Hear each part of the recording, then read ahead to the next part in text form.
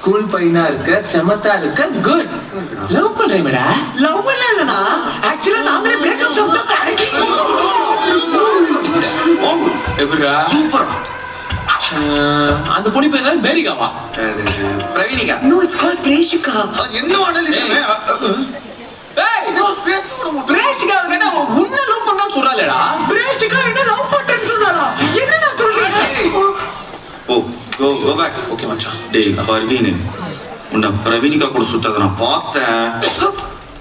உன்னை அப்படியே கண்ட துண்டமா வெட்டி என் மச்சானுக்கு ஸ்நாக்ஸா போட்டுருவேன். மனசிலாயோ? ஏ ஆங்காங் பிஜிஎம் போடுறா.